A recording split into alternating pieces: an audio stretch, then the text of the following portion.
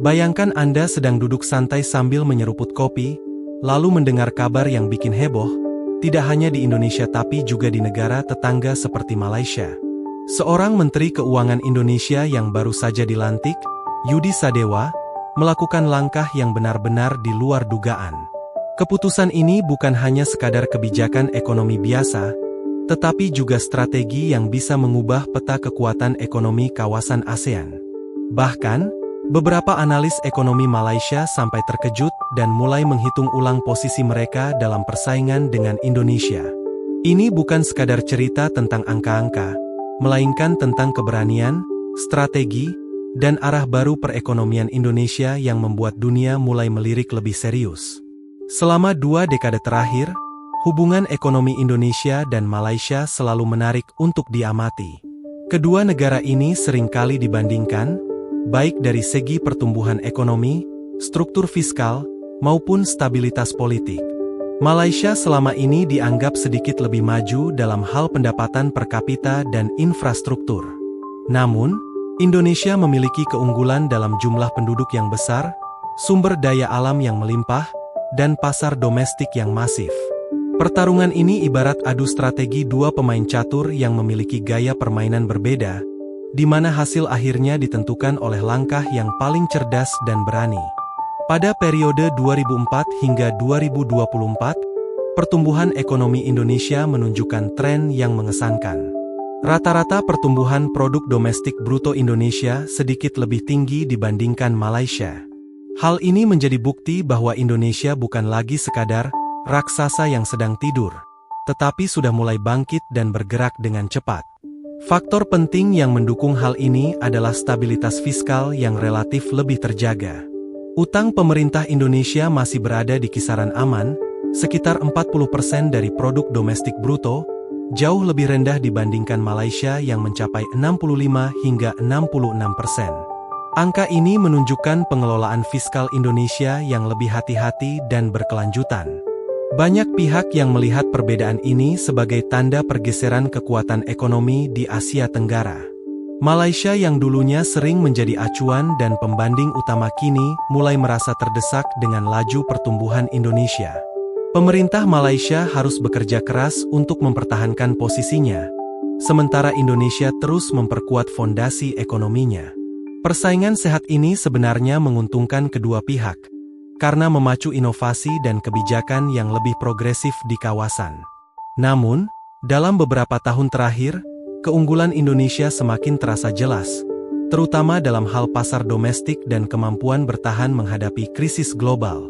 Situasi ini menciptakan ekspektasi besar terhadap siapapun yang memegang jabatan Menteri Keuangan Indonesia. Posisi ini bukan sekadar pengelola anggaran negara, melainkan pengarah strategi besar yang menentukan apakah Indonesia bisa naik kelas menjadi kekuatan ekonomi global. Dengan latar belakang ini, kehadiran Yudi Sadewa menjadi perhatian besar, baik di dalam negeri maupun luar negeri. Langkah pertamanya akan menjadi penanda arah kebijakan ekonomi Indonesia dalam beberapa tahun ke depan. Langkah mengejutkan itu datang ketika Yudi Sadewa mengumumkan kebijakan berani yang jarang dilakukan di Indonesia. Ia memutuskan untuk melepaskan dana cadangan kas Bank Sentral sebesar 200 triliun rupiah, atau sekitar 12 miliar dolar Amerika Serikat. Kebijakan ini langsung menjadi sorotan utama media dan analis ekonomi. Bukan hanya karena jumlahnya yang fantastis, tetapi juga karena cara yang ia tempuh berbeda dari pendekatan klasik yang biasa dilakukan pemerintah sebelumnya. Banyak yang awalnya menduga kebijakan ini akan memicu inflasi, namun ternyata perhitungan Yudi sudah matang. Dana tersebut tidak digunakan untuk membeli obligasi pemerintah atau menutup defisit anggaran, melainkan diarahkan khusus untuk mendorong perbankan agar menyalurkan pinjaman murah kepada masyarakat dan pelaku usaha. Strategi ini bertujuan menggerakkan roda ekonomi dari bawah, dengan memberi akses permodalan yang lebih luas dan murah. Konsep ini berbeda jauh dari kebijakan yang biasanya hanya berfokus pada stabilitas angka makroekonomi. Yudi ingin menciptakan dampak langsung yang bisa dirasakan masyarakat, terutama di sektor real seperti usaha mikro, kecil, dan menengah.